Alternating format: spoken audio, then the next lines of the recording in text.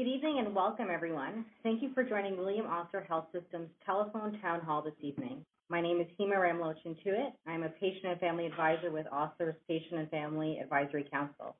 I volunteered to join the hospital's Patient and Family Advisory Council in 2019 because I want to give back and help our community grow a stronger healthcare system. I've lived in the region of Peel for 40 years, and my family has used many of Osler's services over the years. I relate to and understand our community's needs and can speak from my own personal experiences with the hospital. Since the COVID-19 pandemic over 18 months ago, our hospitals have played a vital role throughout this journey.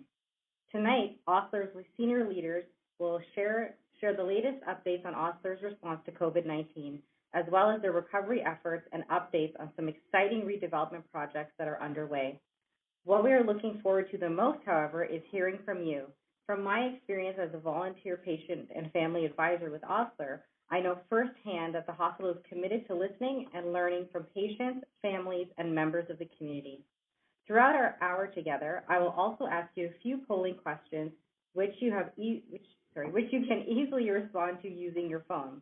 I'll provide more detail on how to do this once we're ready for the polls. It is now my pleasure to introduce Osler's senior leaders with us this evening.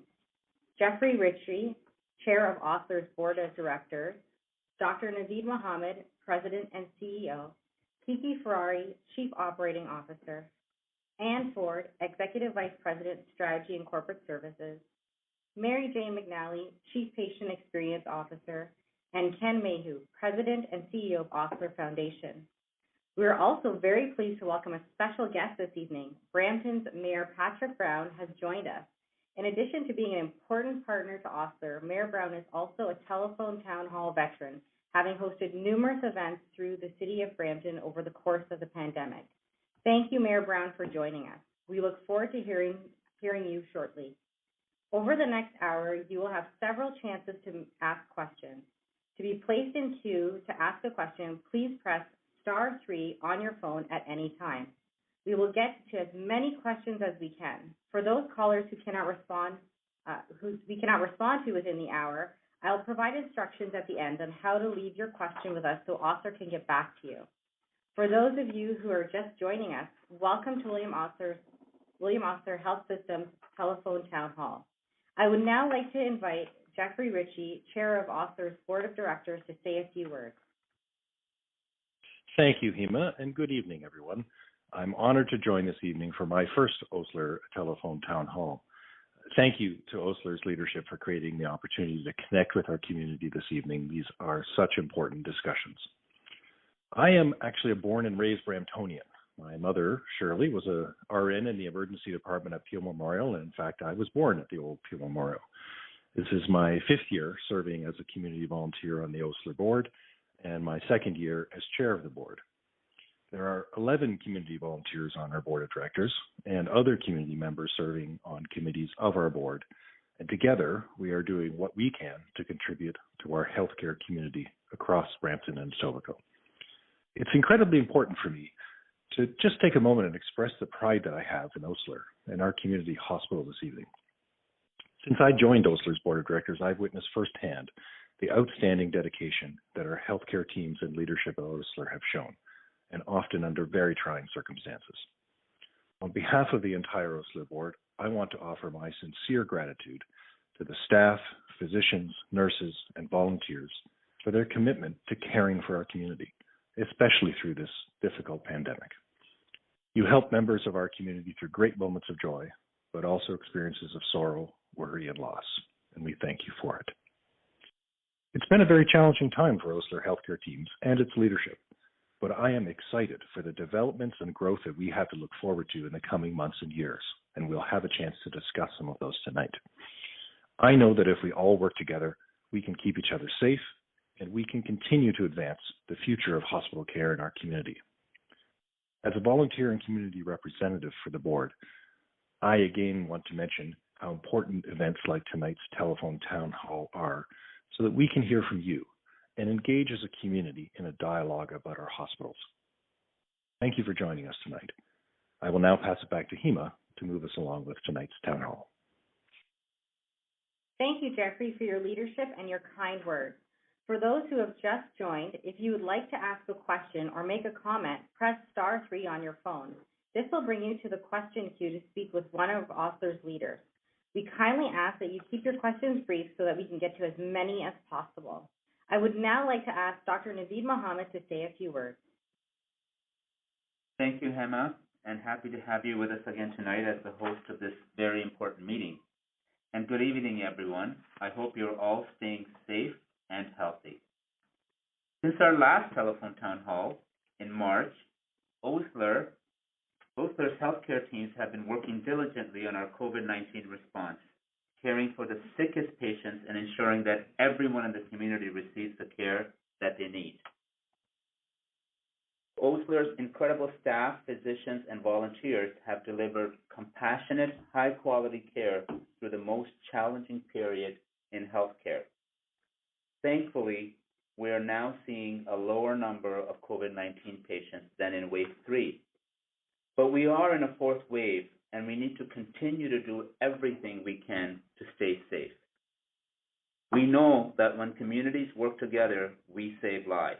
And we thank you for doing your part, for following safety protocols and rolling up your sleeves to get the vaccine.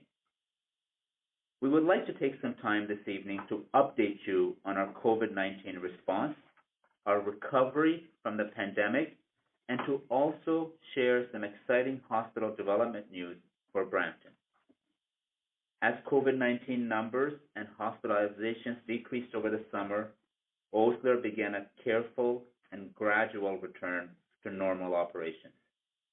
My colleague, Kiki Ferrari, will speak more about this shortly. Over the last few weeks, however, we've seen a steady increase in COVID-19 cases and hospitalizations, and we continue to keep a close eye on the situation. As of today, we have a total of 18 COVID-positive patients at our hospitals, and we are providing care to 4 patients in our ICUs at Brampton Civic Hospital and Etobicoke General Hospital. Over the summer, vaccination rates increased significantly, and we closed our COVID-19 testing centers and vaccine clinics. It was a privilege for us to work with our amazing community and government partners to provide access to both these essential services. We are truly thankful to all staff, physicians, volunteers, and our partners who work tirelessly in our vaccine clinics and testing centers for their dedication to the health and safety of our community. As President and CEO, I cannot say I have ever felt prouder of our organization and our healthcare teams. What we have achieved over the past 18 months is truly incredible.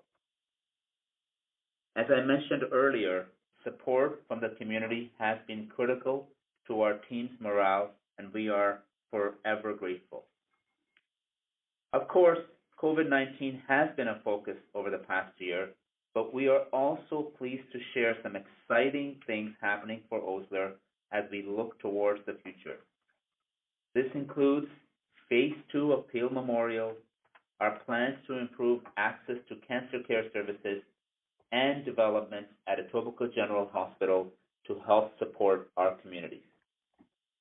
As OSLR continues to provide vital care to patients and navigate the ongoing COVID-19 pandemic, please know that we are here to take care of you and your family. Thank you for joining us tonight. I now would like to welcome our very special guest this evening and someone who has truly been a partner for OSLR. Please welcome His Worship, Mayor of Brampton, Patrick Brown. Well, thank you, Dr.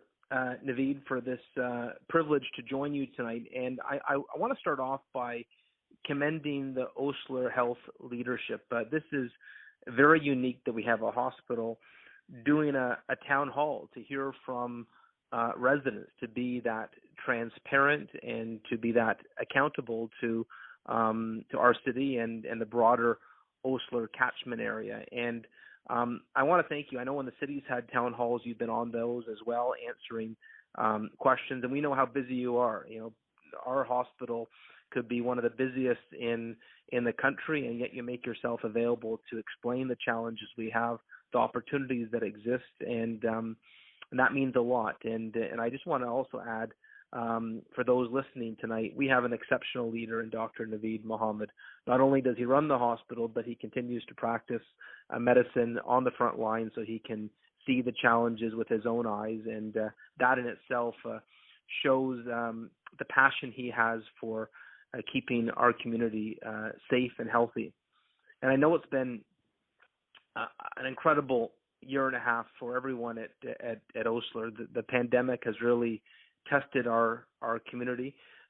We've faced COVID numbers much higher than the national average due to the number of essential workers we have in our region. But the Osler staff have risen to the occasion, and I don't think it needs to be stated. I think everyone knows it, but we all owe a debt of gratitude to the frontline healthcare workers at Osler. A lot of people run from danger, and throughout this pandemic, you've been there to care for people, and frankly, at a time when we knew very little about COVID-19. It was the nurses, the physicians, the healthcare workers that stood ready to help protect and care for our residents, and not without consequence. I know we lost members of the Osler family to COVID-19, and I just want Jeff Ritchie and Dr. Naveed Mohammed, I want you to know that there's a grateful community for the sacrifices that we've seen with Osler. I also wanted to add, on behalf of Brampton City Council, there's no issue that's more important to us than healthcare. And I hear this left, right, and center when I go around the community.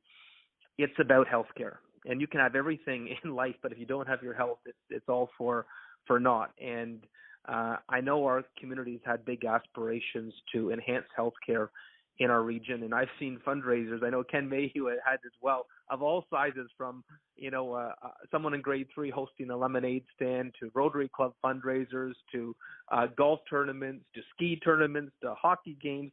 I've seen so many unique fundraisers to expand healthcare in our region, and the fact that it's coming to fruition is just so exciting. But I know it's because you put forward a compelling plan to build a new hospital on the site of the former decommissioned Peel Memorial. And this is going to be a game changer for our community. 250 beds. That's a big footprint. That's going to help deal with hallway medicine in our region, a fully serviced emergency department, 24-hour care.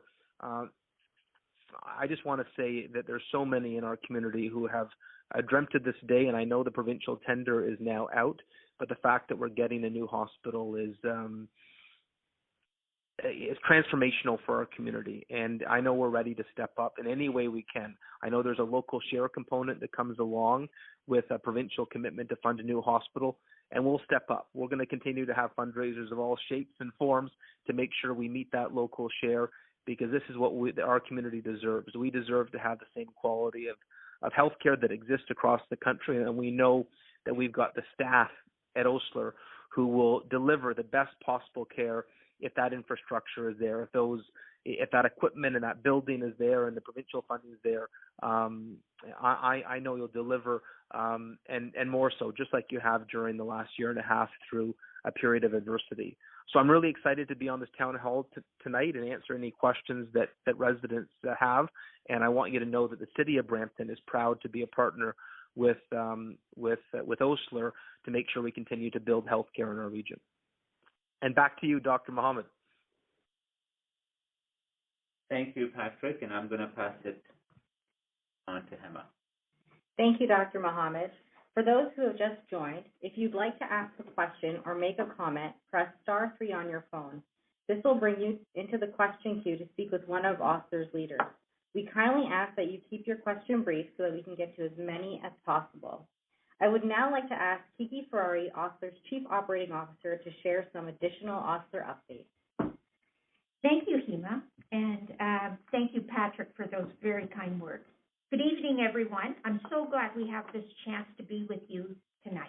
As Dr. Mohammed mentioned, as COVID-19 numbers and hospitalizations decreased over the summer, Osler embarked on its recovery plan. Our focus over the past 4 months has been on the wellness of our team and returning redeployed staff and medical staff to their home units and resuming several services and procedures.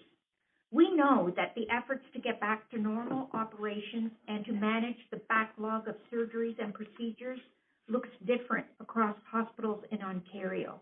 While some hospitals may have the ability to resume their services relatively quickly, our community was unfortunately among the hardest hit by COVID-19 in the province.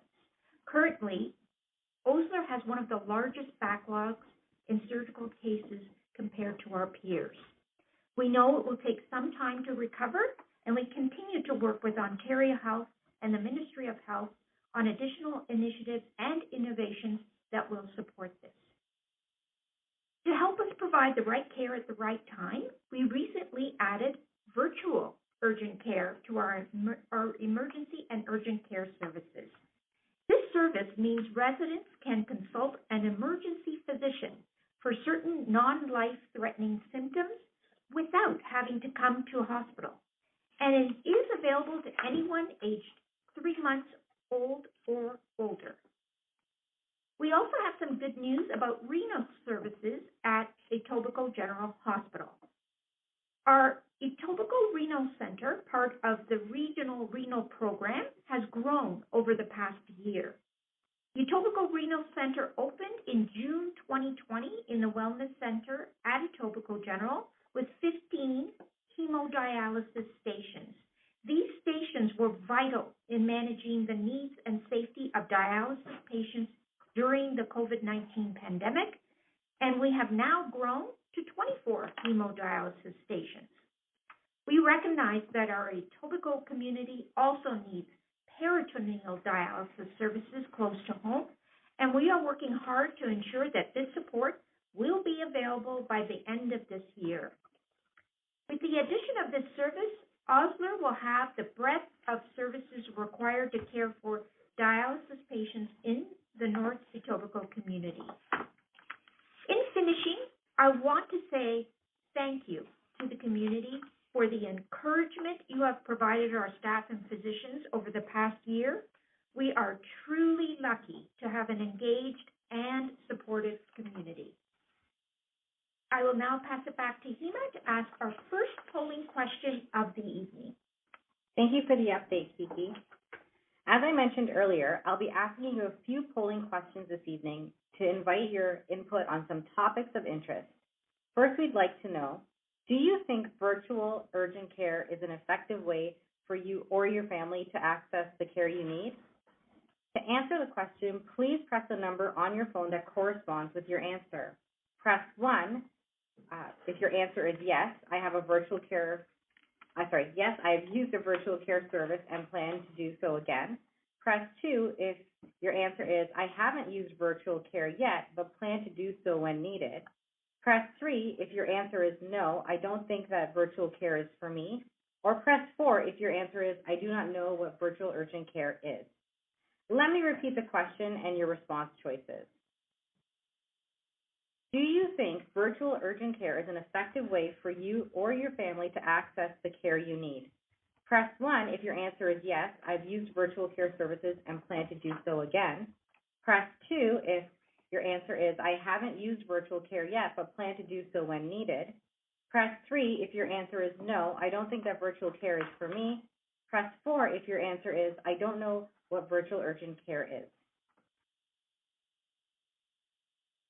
Please enter your response on your phone now. I'll share the results shortly. Before we share the results of the first polling question, we will begin to take your questions. For those who have just joined the telephone town hall, if you'd like to ask a question or make a comment, press *3 on your phone. This will bring you into the question queue to speak with one of Osler's leaders. We kindly ask that you keep your question brief so that we can get as many questions as possible answered. We will now begin taking your questions. Our first question is from Aspel. Hi. Good evening. Good evening. My question for Dr. Mohammed. My question is, I'm working as a volunteer in William Hospital. So it is what is the safety, especially safety is providing for the volunteers for the hospital. And my second question, it is how long it will be work on as a volunteer. There is some limit for 3 months, 6 months, a year, or how can we will apply after volunteer to be as a worker in William Hospital? Thank you, Afzal, and thank you for being a volunteer at Osler.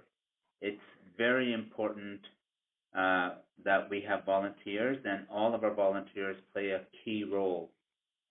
We recruit our volunteers through our website, so if you would like to be a volunteer, please submit your application, and we will follow up.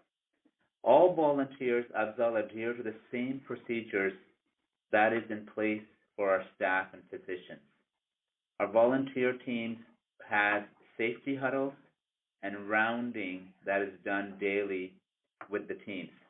And there really is no limit for you to be a volunteer. You can be a volunteer for as long as you would like to be or as long as you're able to do so. If you would like to work in a position at Osler, I would invite you to go to our website, and our job listings are available there. Or the next time you're in the hospital, you can ask somebody, and there are some boards on the second floor where you can see other job listings. So we would be happy to have you apply and then go from there. So thank you for your question. Thank you, Dr. Mohammed. We now have a second question. Daniel, please feel free to ask your question. Sorry, Daniel, your question is online. Give me 1 second. When will a COVID-19 vaccine be approved for ages 5 to 11 years old? Dr. Naveed, could you answer that, please? Sure. So there has been a lot of work done, Daniel, on vaccinating those less than 12 years old, and currently the 5 to 11 years old is the group that some studies are being done on. I think we're very, very close to approval. There has been some initial approval in the states, but we have to wait for the National Advisory Committee on Immunizations in Canada, which is often referred to as NACI. And I think in the near future, they will approve a vaccine for the younger individuals, and then we will await signal from the province and our provincial Ministry of Health and Public Health Ontario to give us the go-ahead on how we will vaccinate these children. I suspect we will likely be hearing something in the next 2 or 3 months. Thank you, Dr. Mohammed. And thank you for all the great questions from the community. We actually have another online question from Liz. Liz wants to know, I know there are delays because of COVID, but when will the wait for services like surgeries return to normal? Kiki, can I have you answer that one? Yes. Thank you, Liz, for your question. Great question. First of all, with any surgery, it goes through a prioritization process. If a surgery is deemed an emergency or an urgent procedure, the procedure will be done right away. If there are any changes in your health since that procedure was booked, it's really important for you to talk to your doctor or to talk to your surgeon and update them on your condition. As I mentioned in my update, there are some innovations going on, and we're working on with the Ministry of Health and Ontario Health to actually reduce our wait list even further. And we make good progress on it every day. But the most important thing for you to do is connect with your caregiver to ensure that the wait is appropriate and there hasn't been a change in your condition list. Thank you. Thank you, Kiki. So we actually have we have a caller. Ray, can you please ask your question?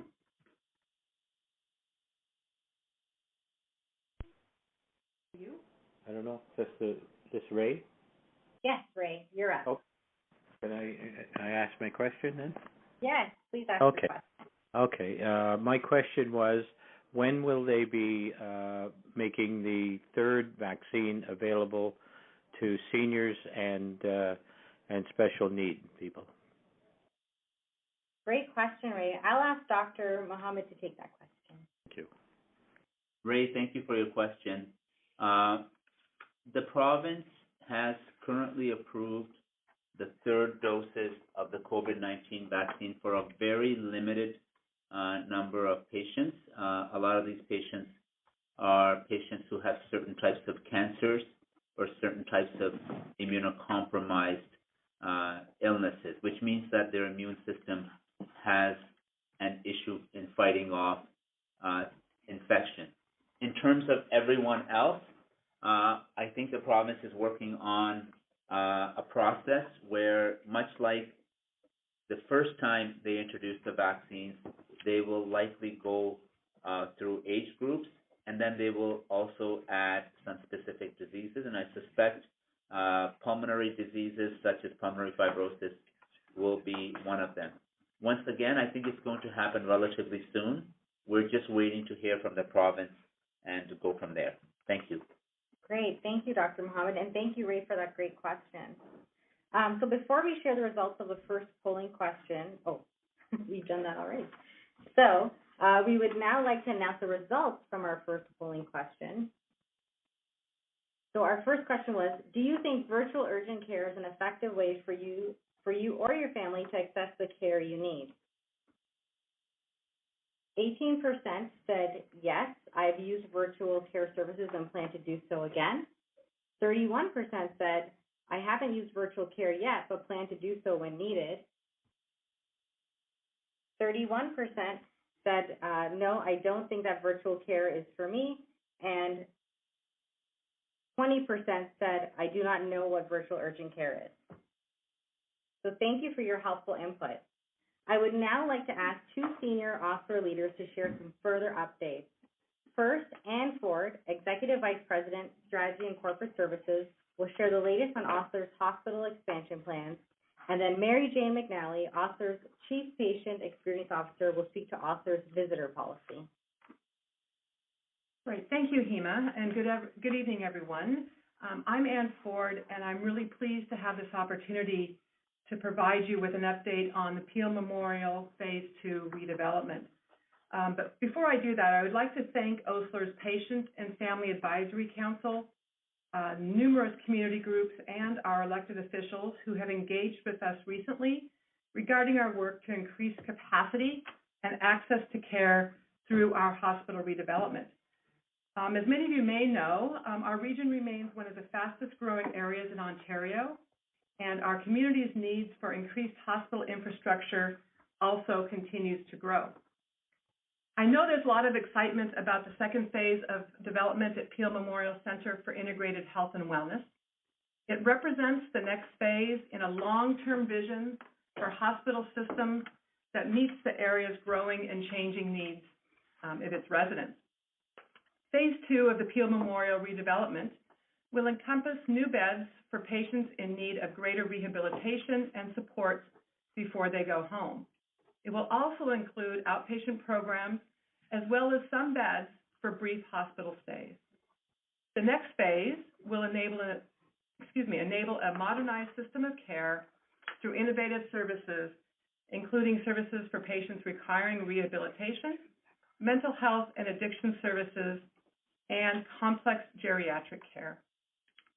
The second phase of Peel Memorial, as Mayor Brown mentioned, will house approximately 250 beds and will complement the exceptional acute care delivered at Brampton Civic and Etobicoke General Hospital.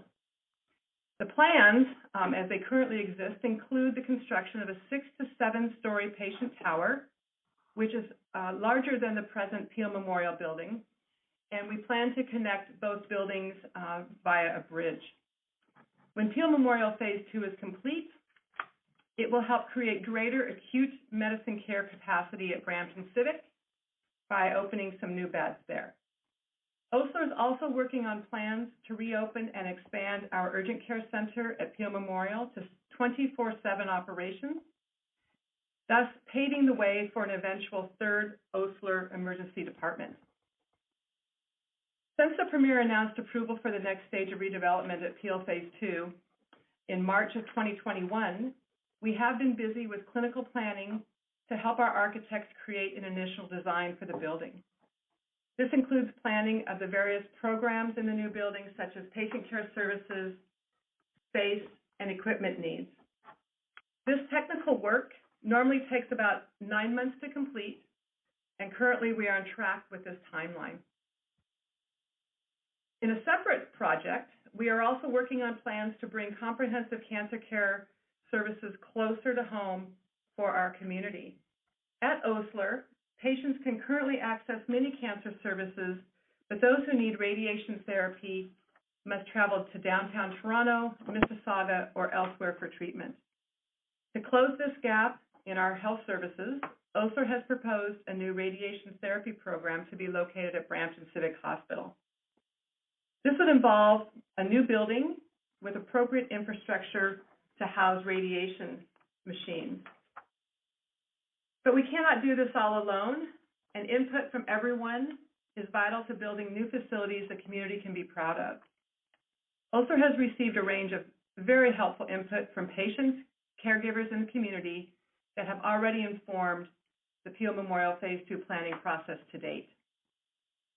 I can say we're incredibly excited to continue this collaborative work, and in the time ahead, it's important to continue conversations with you and our community groups to reflect your needs in hospital planning and design and to create a modern and innovative health system. So again, thank you everyone for your time this evening.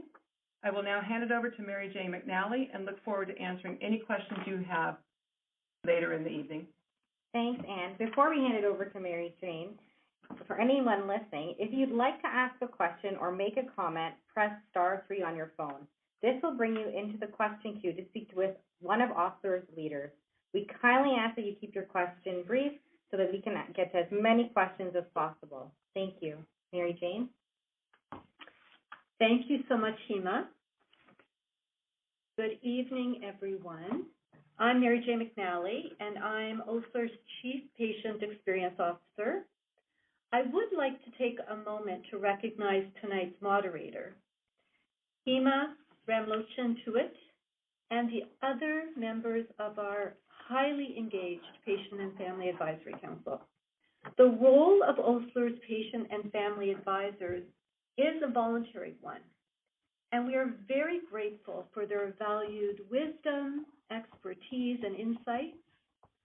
All of our advisors help ensure that the voices of patients and families are an absolute part of Osler's shared decision-making. Our Patient Experience Office works with patients and families to lead change towards improved experiences, and we are here to support patients and families. Our phone number and email information is on Osler's website. Keeping our patients and staff safe is our priority, and we continually assess our visitation policy.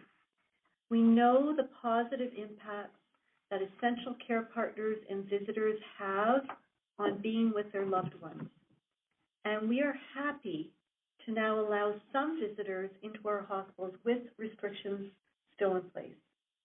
Most admitted patients can have up to 2 visitors who are 18 years or older, and the 2 visitors must be the same 2 visitors throughout the patient's stay.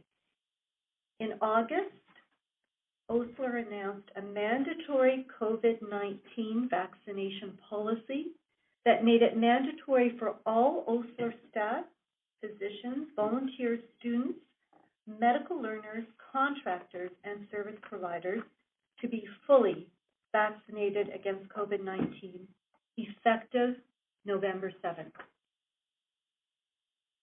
As of October 18th, 2021, all visitors and essential care partners 12 years and older approved within Osler's current visitor policy will be required to provide proof of full vaccination against COVID-19. For more information, please feel free to visit our website. safety of our patients, staff, and the greater community. And I must say, in collaboration with Osler's PFAC, has been at the heart of every decision we have made, and we do appreciate your support. Thank you, everyone. I will now turn it back to our moderator, Hema, and look forward to answering any questions you may have. Great. Thank you, Mary Jane. We would now like to ask our second polling question. To answer the question, please press the number on your phone that corresponds with your answer. Our second question is, how would you like to receive information about hospital updates, including Peel Phase 2? Press 1 if your answer is through more telephone town hall virtual events like this one. Press 2 if your answer is through information on Osler's website or social media accounts. Press 3 if your answer is through information available at the hospital when I'm there. Press 4 if your answer is through mail-outs to my home. Let me repeat the question one more time and your choices. We would now like to ask you the second polling question. The question is, our question is, how would you like to receive information about hospital updates, including Peel Phase 2? Press 1 if your answer is through more telephone town hall virtual events like this one. Press 2 if your answer is through information on Osler's website or social media accounts. Press 3 if your answer is through information available at the hospital when I'm here. Press 4 if your answer is through mail-outs at my home. We would now like to open the line to answer more of your questions. Please press *3 on your phone to bring you into the question queue and to speak with one of Osler's leaders. Again, we kindly ask that you keep your question brief so that we can get to as many as possible. Our next question is an online one from Sam. When will the Peel Memorial Urgent Care Clinic open up again? Kiki, are you able to answer this question? Yes, thank you very much, Sam, for your question. We're looking at opening up the UCC in the late fall. I know that many of members of our community are excited to have that open up once again. As you know, we wanted to make sure we have all the staff available and present to focus on the opening of the UCC, and we're looking at potentially in the late fall. Thanks for your question, Sam. Thank you, Kiki. Now we'll move on to our next caller. Anna, are you there? I am. Great. Hi. Please ask your question. Hi. Just wanted to know when another type of vaccine might be offered instead of just having two, Pfizer and Moderna. We know that one shoe doesn't always fit everybody. Wondering if you know any information about other ones that will be offered or approved. Yes, Anna, thank you for your question. And I'm sure there will be more vaccines being offered in the future. I just can't tell you the timeline right now where there's Pfizer, there's Moderna, there's Johnson & Johnson, but it's not being offered in Canada right now. But we're hoping that the province will move to more vaccines and we'll be able to offer more vaccines. But I can't tell you a straight date on when that may happen. Great. Thank you, Dr. Mohammed. We actually have another call. Maria, are you there to ask your question? Yes, I'm here. Great. Please ask your question, Maria.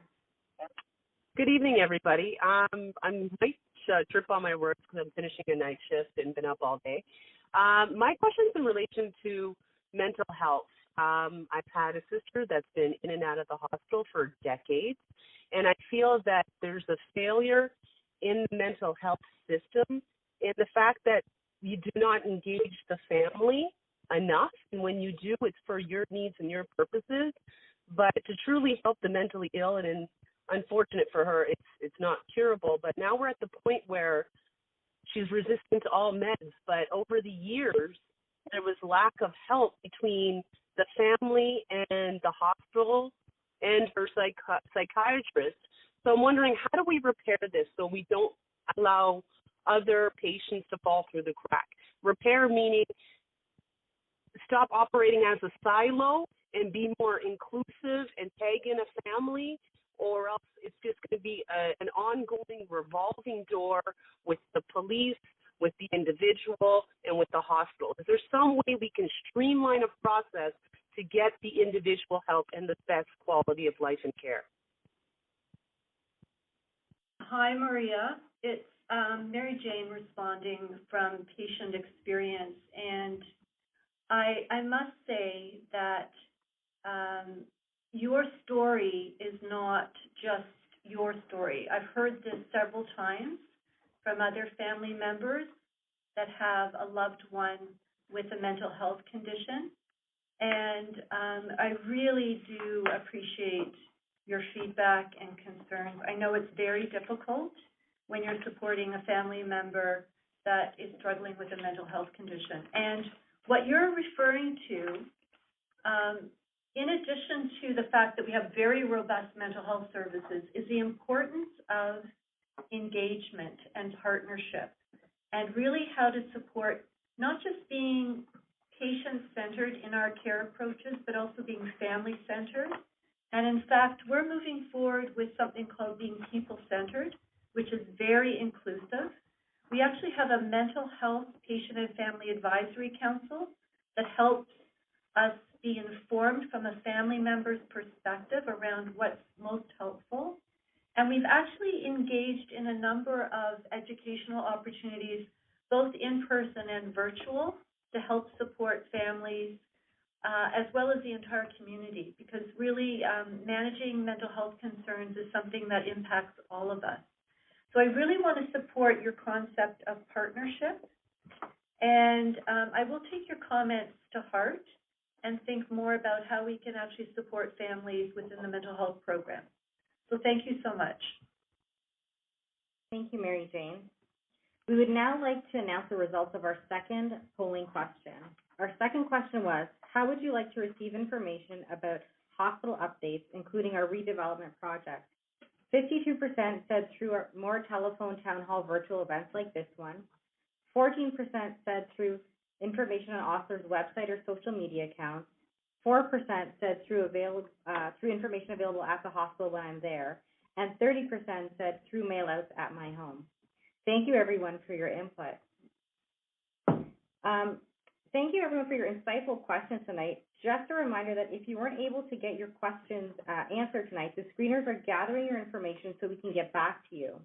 Before we move on to a few more final questions, I'd like to introduce Ken Mayhew, Authors Foundation's President and CEO, to say a few words. Welcome, Ken.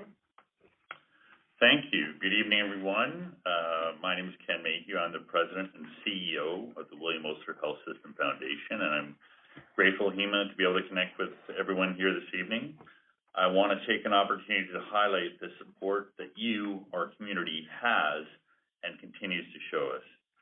One thing that people may not know is that 100% of community hospital equipment must be funded by the community itself.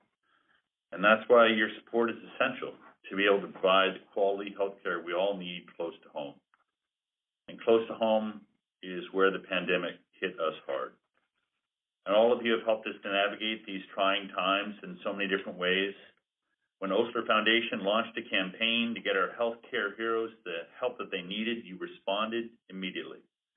From donating masks and gloves to helping us raise over $5.2 million to help our healthcare heroes have the tools that they need to care for our community. Then, during the relentless third wave this past spring, the Foundation's Compassion Fund was launched to support the emotional and well-being of our weary frontline healthcare workers. Your support has lifted and continues to lift the spirits of our physicians, staff, volunteers, and patients.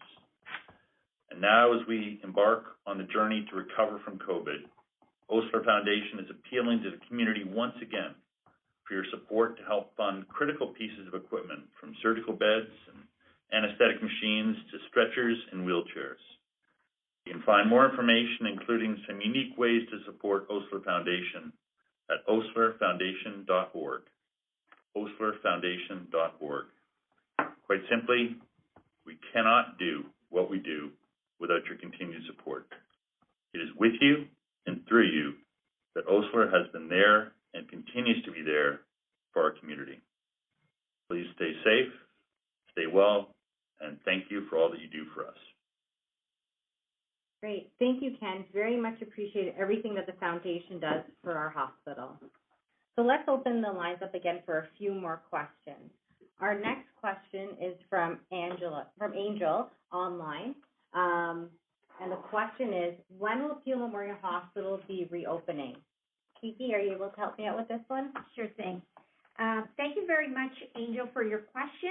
First of all, Peel Memorial itself is open. In fact, we're here today in the lovely building, and patients have been coming into our clinics, and many of our day procedures are occurring here as well.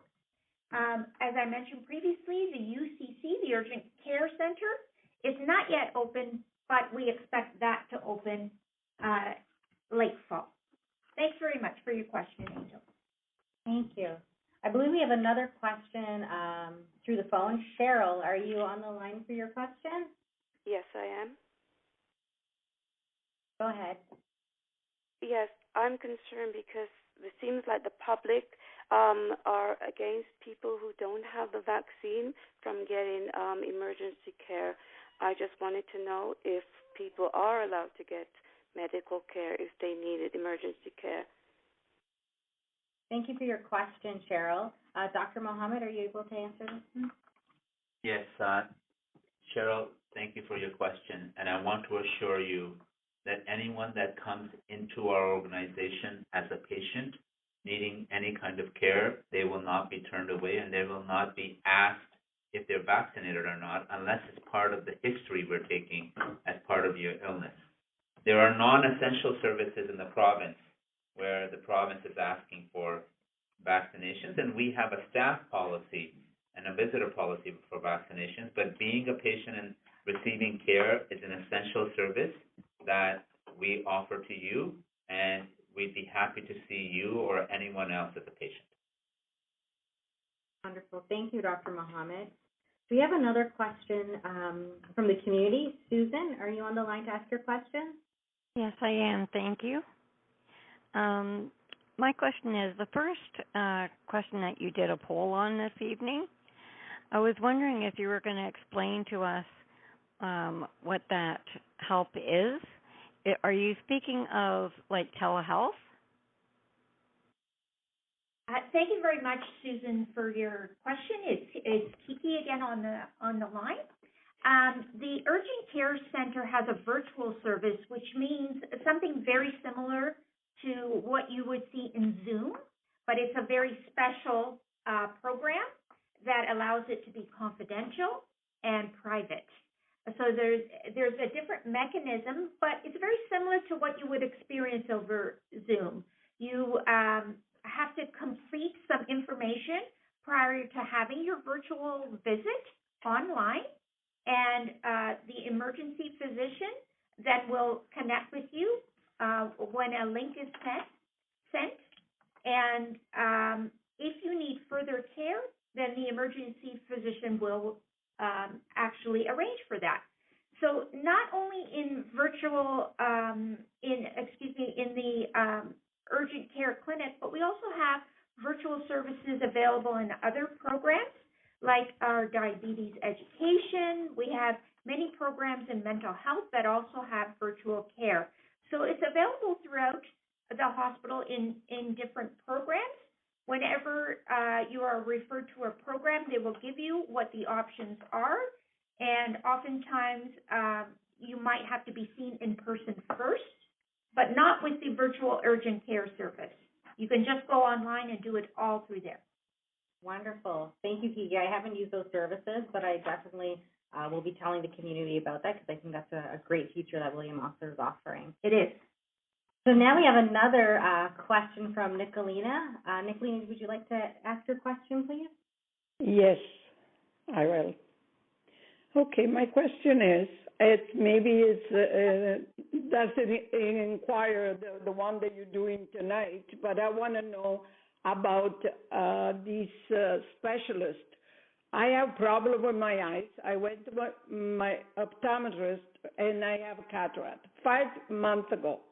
They refer me to this clinic. They're supposed to call me to do an operation on my eyes. I didn't hear from them. I call in every 2 to 3 weeks to my optometrist, and he says, well, they're supposed to call you. They behind, or what's the story? I would like to know that. Thank you for your question. Dr. Mohammed, are you able to help Nicolina out? Yes, thank you, Nicolina, for your question, and I'm sorry that you're waiting anxiously for your appointment. So first of all, as a hospital at Osler, we do not have any jurisdiction over the private offices of specialists, but I can tell you that because of the COVID-19 pandemic, many of the clinics were not operational, and many of the cataract surgeries have fallen behind across the province. So I think they will get back to you. I want to assure you of that, and they will call you. I think it's just taking longer than usual because of the surgical backlog. What I would advise you is that you may want to speak to your family doctor, because your family doctor may be able to refer you to another ophthalmologist who could likely see you sooner, or perhaps call the ophthalmology office to inquire for you. So I hope that helps, and I hope you get seen soon. Thank you. Thank you, Dr. Mohammed.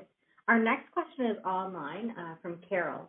Can residents give input into Peel Phase 2 or be involved in planning? I'll ask Anne to answer that question. Thanks, Hema. And thank you, Carol. This is a great question, and one that the real answer is yes.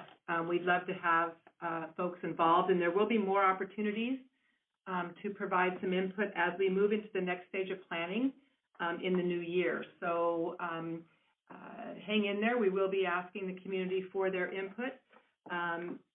If you have some specific input before then that you feel that you'd like to provide us, you're welcome to send me an email directly, and we can work together on that. But we will be having more community sessions as we get into the next stage of planning. We're pretty much right now in technical planning, so stay tuned. Thank you for that. Thanks, Anne. We have another question from Sandy. Sandy, are you on the line?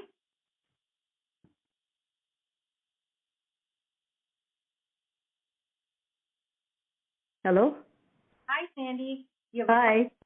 My question is that I was hearing that if a loved one is in hospital, then a visitor cannot go to see the loved one unless they're vaccinated. Well, I'm not vaccinated because I don't believe in it, and I would love to see my loved ones, considering that it's not mandatory as yet from the government that we all have to be vaccinated. So what's up with that? It's not right for people to have to be vaccinated to see their loved ones that's in hospital. We've been paying a lot of money towards the Etobicoke General Hospital over the years before the pandemic, so I don't see why I can't go and see my mother or my brother or whomever just because I'm not vaccinated. Why not take a swab? Why not me wear a mask or gloves or anything like that? Hey, Sandy, thank you for your question. Mary Jane, can you answer Sandy's question? I can. Thanks, Hema. Sandy, thanks so much for your question, and I'm sure you represent a number of others within the community that have the same question. And I understand the challenge. We are, as of October 18th, requiring visitors to have mandatory proof of vaccination. Now, your suggestion around swabbing has come up under consideration, and it just creates a lot of extra complexity at our entrances because we're still actually requiring full screening, full masking, and a lot of the protection that you're mentioning. But really, our commitment is to ensure the safety of patients, other visitors, other members of the public, the staff and the physicians within the hospital. So it is something that we are requiring. Now, there will be exceptions, and that has to do with any visitation that is urgent. So if a visitor needs to come with a patient urgently through the emergency department or at end of life, we'll allow that visitor to enter, and then we'll sort out what they need to continue visitation. So I realize that this might feel like a challenge to you, but it's something that we feel very strongly about. It is consistent with the provincial directive as well as what other hospitals in the region are moving forward with. Great. Thank you, Mary Jane, for answering that. We have another question from Holden. Holden, are you on the line? Can you ask your question, please? Yes, I am. Thank you. My question was almost the same question of the lady that just finished asking the question. I recently lost my mom and my dad the month of July and August, and 3 other members of my family. I'm vaccinated, and I was even having a hard time to see at the end of their life when they were dying. And I know that, guys, you've been helping the community, and we're all trying to be there for anything that you need from us, because it doesn't take one finger to wash face. It takes the whole hand. So that we have to come all together. But whatever we say in here, but when we go to the hospital, it's totally different. When will that change? Even the people, I know they're stressed. They're doing a lot of work. They're taking care of us. And we're all going through stress too, especially when our loved one's dying, because each one of you, when your family, when that time comes, you would like to be next to them. So how come we're having a hard time to see our loved one, especially when they're dying? Holden, it's Mary Jane from Patient Experience again, and I'm speaking on behalf of everyone around the table here that we're terribly sorry to hear of the deaths of your parents, as well as other family members. And speaking as someone that has spoken to a lot of families that have lost loved ones during the pandemic, I know that it's very, very difficult and adds an extra layer of grief on top of an already very stressful, horrible situation. We do our best to ensure that every patient at the end of life does not die alone, and we do our best to ensure that at least now, up to 4 visitors can be there at end of life. Is it sometimes inconsistent? Yes. Are we trying to improve? Yes. And certainly, there are options when family can't be there in person that we offer a virtual opportunity to be with a loved one at end of life. Even though it's less optimal, that's always possible. So again, really sorry that you experienced anything that really prevented you to be fully there with your loved ones during their dying process. And I know that must be difficult for you. Thank you, Mary Jane. So we have one final polling question to ask you tonight, and we would appreciate your feedback as it'll help us plan for future Osler events. To answer the question, please set the number on your phone that corresponds with your answer. Our third and final polling question is, did you find tonight's town hall informative? Press 1 if your answer is yes, this has been informative and I plan to participate again. Press 2 if your answer is somewhat, I found tonight's event fairly helpful. Press 3 if your answer is no, I didn't feel it was informative. Press 4 if your answer is I'm not really sure. I'll now ask Dr. Mohammed to give some closing remarks. Thank you, Hema, for moderating tonight's telephone town hall. You have done a wonderful job once again. I want to thank Mayor Patrick Brown for taking time from your busy schedule to join us and for responding to questions from the communities that Osler serves. Your leadership and your words of support for Osler really mean so much to us here. Thank you to Osler's Board Chair, Jeffrey Ritchie, and our Osler Foundation President and CEO, Ken Mayhew. And thank you to my colleagues and fellow Osler leaders, Kiki Ferrari, Ann Ford, and Mary Jane McNally. We will be hosting another Osler Telephone Town Hall in December, and we hope you can join us then. Please watch for those details in the weeks ahead. On behalf of our staff, physicians, and volunteers, our deepest thanks for your ongoing support of Osler and our healthcare teams. Stay safe and remain vigilant with public health measures. We will all get through this by working together. Thank you. Thank you, Dr. Mohammed. This wraps up Osler's Telephone Town Hall. Thank you, everyone, for your great questions and active participation.